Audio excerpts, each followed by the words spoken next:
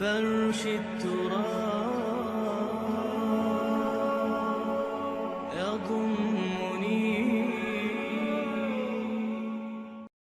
تو جب تک انسان کا باطن پاک نہ ہو جائے وہ قرآن کے چھلکوں سے کھیلتا رہے گا، چاہے وہ کہنے کو مفسر ہو، قرآن کے باطن تک کبھی نہیں پہنچے گا. فی کتاب مکنون لا یمسہ الا المطہرون تنزیل من رب العالمین. یہ تھوڑا تھوڑا کر کے اتارا گیا ہے رب العالمین کی طرف سے. انزال کے معنی ہے دفعتاً اتار دینا.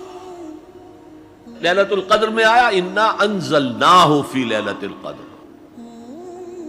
رمضان کے بارے میں شہر رمضان الذی انزل فیہ القرآن باب افعال. لیکن حضور پر ایک دم نہیں اترا، تھوڑا تھوڑا تھوڑا تھوڑا 23 برس میں جا کر اس کی تکمیل ہوئی. اب دیکھیے جو شکوہ کیا اللہ نے، کیا اس جیسی نعمت سے تم مداہنت کر رہے ہو، بے اعتنائی کر رہے ہو، اسے پڑھتے نہیں ہو، اسے سمجھتے نہیں ہو، اس پر عمل نہیں کرتے، اسے اپنا امام نہیں بناتے. تمہارا طرز عمل یہ ہے، بلکہ تم نے اپنا نصیب یہ بنا لیا ہے کہ تم اسے جھٹلا رہے ہو. غور کیجئے، جھٹلانا جو ہے دو طرح کا ہے. ایک ہے زبان سے کہنا کہ یہ نہیں ہے، کوئی اللہ کا کلام نہیں ہے، یہ قرآن وغیرہ جھوٹ سب اساطیر الاولین ہیں، یہ محمد نے گھڑ لیا ہے وغیرہ وغیرہ، جھٹلانا ہو گیا. ایک جھٹلانا ہے عمل سے جھٹلانا. مان تو لیا اللہ کا کلام ہے لیکن اس کی حرام کردہ شے کو اپنے لیے حلال کیا ہوا. حدیث نبوی ہے ما آمن بالقرآن من استحل محارمہ. اس شخص کا قرآن پر کوئی ایمان نہیں ہے جو اس کی حرام کردہ چیز کو اپنے لیے حلال ٹھہرا لے.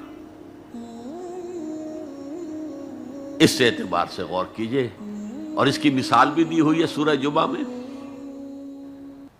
مثل الذین حملوا التوراۃ ثم لم يحملوها كمثل الحمار يحمل اسفارا بئس مثل القوم الذین كذبوا بآیات اللہ واللہ لا يهدی القوم الظالمین. مثال ان لوگوں کی جو حامل تورات بنائے گئے تھے اور پھر انہوں نے اس کی ذمہ داری کو ادا نہیں کیا، اسے قائم نہیں کیا، اس کے احکام پر عمل نہیں کیا. جیسے فرمایا ہے سورہ اعراف میں قل یا اہل الکتاب، کہہ دیجئے اے نبی صلی اللہ علیہ وسلم، اے کتاب والو لستم علی شیء حتی تقیموا التوراۃ والانجیل وما انزل الیکم من ربکم. تمہاری کوئی حیثیت ہماری نگاہ میں نہیں ہے، تمہارا منہ نہیں ہے کہ ہم سے دعا کرو جب تک کہ تم تورات اور انجیل کو اور جو کچھ نازل کیا گیا تمہاری طرف اسے قائم نہیں کرتے. آج اللہ ہماری دعائیں نہیں سنتا. 30 لاکھ جا کر حج کرتے ہیں. دنیا کے حالات میں کوئی ذرہ برابر فرق آتا ہے؟ اول تو حرام کی کمائی سے حج ہو رہا ہے، تو حج ہے ہی نہیں سرے سے.